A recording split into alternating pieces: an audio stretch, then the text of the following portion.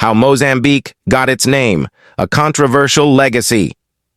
Welcome to today's video, where we dive into the history of Mozambique, a nation with a rich culture, vibrant people, and a name steeped in controversy. But have you ever wondered how Mozambique got its name? The answer lies in a tale of foreign influence, exploitation, and a legacy that many argue is misplaced. Before we discuss the origins of the name Mozambique, let's set the stage. Bantu-speaking people migrated to Mozambique from the north and west as early as the 4th century BC. They established agricultural communities and herding societies, and developed metalwork and pottery. By the 10th century, the East African coast, including modern-day Mozambique, was a vital hub for Arab traders. They established trading posts and settlements along the coast, exchanging goods such as gold, ivory, and enslaved people for spices, textiles, and other luxury items. The Arab slave trade in East Africa, particularly along the Swahili coast, was a brutal system of exploitation that lasted for centuries. Arab merchants captured and transported millions of Africans to the Middle East, India, and other parts of Asia. Enslaved individuals were forced into harsh labor, including agricultural work, domestic service, and military service, with many also used as concubines or eunuchs. The present-day Mozambique became a major hub for the trade, with enslaved people taken from the mainland and sold through a network that spanned the Indian Ocean. The trade caused significant demographic and social upheaval, depopulating some regions and causing long-term economic and cultural damage. Despite the eventual decline of the trade, its legacy still influences the region's social and economic structures today. While trade brought wealth to the region, it also brought exploitation. Arab traders were notorious for their cruelty, particularly in the trade of enslaved people.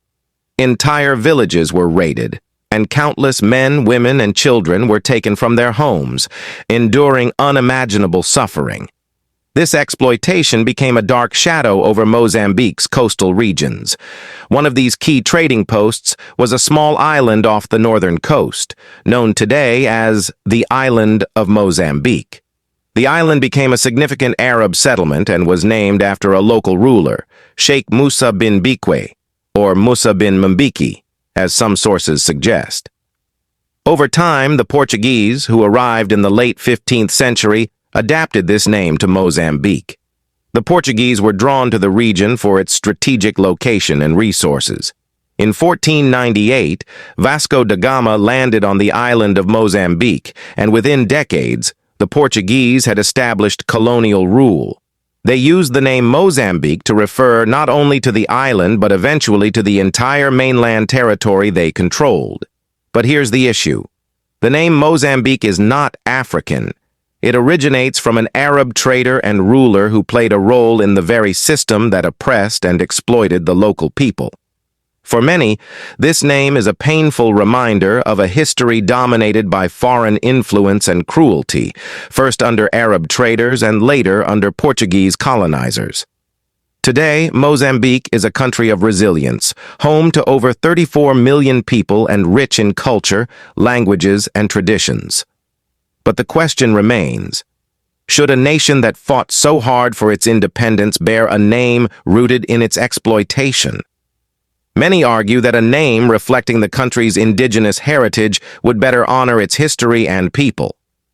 What do you think? Should Mozambique reclaim its identity with a new name, or does the current name now represent something different, a journey from pain to pride? Let us know your thoughts in the comments. Thank you for watching. Don't forget to like, share, and subscribe for more explorations into Africa's untold stories.